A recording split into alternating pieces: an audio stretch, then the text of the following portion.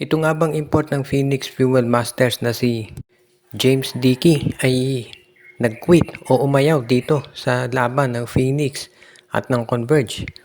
Ang sabi ni Dickey ay meron daw siyang injury pero ayon dito kay Coach Charles Chu, hindi naman daw siya sigurado doon sa talagang kalagayan nito. At sinasabi nga niya na kung meron man tong injury sa tingin niya ito'y mild sprain lamang at kung gugustuhin ni Dickey ay kakayanin nitong maglaro. Pero nagdesisyon dito na hindi na lamang maglaro. Ano kaya ang ibig nito sabihin? Na itong si James Dickey kaya ay baka papalitan na o nagbibigay na ng senyales na gusto na niya maglaro sa iba yung dagat o sa ibang bansa. Baka ganun ang sitwasyon dito at nagbibigay na lamang ng dahilan kung bakit hindi siya nakapaglaro kagabi. Alam naman niya kung gaano kaimportante yung laban ng Phoenix kontra Converge dahil meron tong playoff implications. Pero ayon dito kay Coach Charles Chu, titignan daw nila kung maglalaro pa sa susunod na game itong si James Dickey. Ang makikita lang natin dito, no, kung sa mga konting bagay na may nararamdaman si Dickey ay nagdesisyon na ito na hindi maglaro, abay, yan kaya ang natatama o nababagay na import para dito sa Phoenix Fuel Masters. Dahil tandaan natin, malapit nang magumpisa yung playoffs at syempre pagdating ng playoffs mas magiging physical yung mga laban. So kakayanin kaya ni James Dickey yung ganyang klaseng sitwasyon.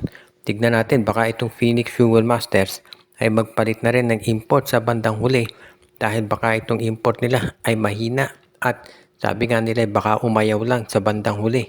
Pero base doon sa statement ni Coach Charles Chu, titignan daw nila doon sa susunod na game ni James Dickey kung maglalaro pa ito. Pero kung ikaw naman ang Converge o rather ang Phoenix, dapat meron ka na tinatawag na backup plan just in case nga itong si Dickey ay hindi pa rin makapaglaro dahil very crucial yung mga susunod na mga laban nila.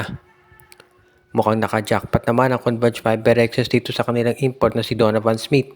Naka-double-double ito at pinakita niya kung gaano siya kahusay dito sa paglalaro, no? At marami nga nagsabi na kung sana pa ito na ang kinuha kaagad ng Converge at hindi sila na nagtiyaga na sobrang tagal dito kay Kylor Kelly.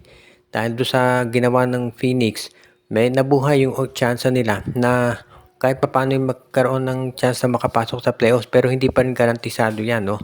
Dahil yung record ng Converge ngayon ay 4-6.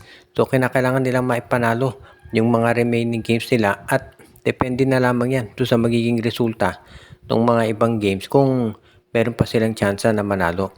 Kaya nga ngayon, importante dito kung ikaw itong lineup ng Converge Fiber Xers, ipanalo mo na lang lahat ng mga natitira mong games at tignan natin kung ano magiging resulta ng iba. Pero importante dito, nagpalit sila ng import. Dahil dito maraming mga fans ng Converge yung nagsabi, magaling nga yung nakuha nilang import, pero huli na ba ang lahat para sila ay makapasok pa sa playoffs? Kasi sa ngayon, medyo mahirap pa sabihin, no, dahil marami pang natitirang games, pero medyo delikado pa rin yung lagay ng Phoenix at kahit may panalo nila, lahat ng laban nilang natitira, hindi yan garantisado na sila ay makakapasok dito sa playoffs dahil magdedepende yan sa resulta ng mga games ng San Miguel, Magnolia, Titan Ultra, yung mga ibang teams na naghahabol din dito sa playoffs ngayon. Kaya yan ang pasasabi natin siguro mali ng Phoenix ang ng Converge. Dapat umpisa pa lamang pinalitan na nila itong kanilang import na si Kylor Kelly para naman nakuha na sana nila ito si Donovan Smith at baka nakapundar sila ng maraming panalo nung maaga pa. Pero ganun pa man, at least na bago nila yung sitwasyon at nakakuha nga sila ng isang caliber import ngayon.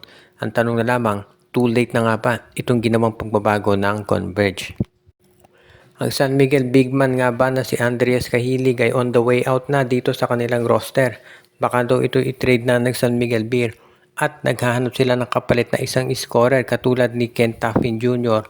mula naman dito sa Phoenix Fuel Masters. Baka daw kasi itong si Cahilig nakita ng San Miguel na medyo hindi na nag-fit para sa kanila at yun ang dahilan kung bakit gusto na nila itong mapalitan. Tignan natin kung talagang magagawa yan ng San Miguel na i-trade si Cahilig. Pero parang nahahati daw ang management, no?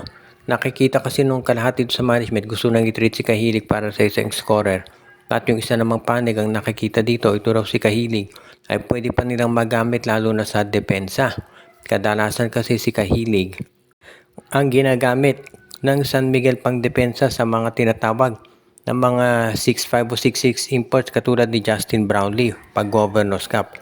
So tignan natin kung uubra ngayon yung depensa ni Kahilig at kung yan ba ay sasapat para siya ay manatili pa dito sa lineup ng San Miguel Beermen. Sa ngayon kasi, pinag-aaralan pa raw ng SMB talaga kung ito'y kanilang gagawin o hindi. Pero parang yan yung sitwasyon na nakikita natin, no? Na parang ito talaga yung nakikita ng SMB lamang na paraan para masiguro na sila talaga ay magkakaroon ng legitimate chance na makuha na yung kanilang inaasam na panalo. Pero as it is, no, huwag naman tayong magtaka kung sakasakaling na gawin ng San Miguel talaga na i-trade si Kahilig. Dahil alam naman natin ni itong San Miguel Beermen, medyo trigger happy yan pagdating sa trade. Lalo na at naghahanap sila talaga ng mga players na sa tingin nila makakatulong dito sa kanilang roster. Ngayon, kung sakasakali na si Kahilig talaga maging isa doon sa mga players na bibitawan ng San Miguel Beer, aba hindi naman nakapagtataka yan. Dahil meron ding ang talent ito si Ken Taffin Jr. at pakayan talaga yung makuha nitong San Miguel Beermen at makakapagbagay na para dito sa kanilang roster at makatulong doon sa kanilang kagustuhan maka-playoff. Good news at bad news sa Hinebra. Ang good news dito, nanalo sila kontra sa Titan Ultra at dahil dyan, lumaki yung chance na sila ay makapasok dito sa semis o sa quarters. Yun nga lang, ang bad news dito, hindi para makapaglalaro si Japet Aguilar sa next 2 games nila dahil sa kanyang injury. So, natamo ito ni Japet Aguilar pagkatapos dun sa collision niya kay Robert Tapsio, yung import ng Blackwater. Kung hindi maglalaro si Japet Aguilar sa next 2 games ng Barangay Hinebra, medyo mabigat ito dahil yung last 3 games ng Barangay Hinebra ay kontra sa Meralco, Rain or Shine at TNT. Tatlo sa pinakamaiinit na teams ngayon sa PBA. So kung hindi maglalaro doon si Japet, medyo mabigat, no? Kaya ang importante dito sa Barangay Hinebra, yung record nila 7-2. At least nakapundar sila ng mga panalo kaagad-agad. Dito natin nakikita, no, yung pagkaiba ng Barangay Hinebra dito sa San Miguel. Itong Hinebra, yung mga laban nila kontra dito sa Titan Ultra, Blackwater at sa mga ibang teams na dapat nilang talunan ay tinatalo talaga nila. Hindi katulad ditong San Miguel na natalo sa Titan Ultra at dito sa Blackwater Bossing at yan ang dahilan kung bakit ang baba ngayon ang standing nitong SMB. Kaya sabi nga nila careless itong San Miguel, masyadong naging overconfident at yan ang dahilan kung bakit natalo yung nabanggit na team. At ngayon, nasa alanganin sila. Pero itong Barangay Hinebra, sinisigurado ni Coach Tim Cone na yung mga games na dapat nilang ipanalo ay pinapanalo talaga nila. At makikita mo dyan yung disiplina ng Barangay Hinebra at ng kanilang coaching staff. Kaya ngayon talaga maganda dito sa Hinebra. Pero importante dito sa last 3 games nila, maging healthy si Japet Aguilar. Siyempre kung wala si Japet, paano sinong magugwardya dito kay Bolbol?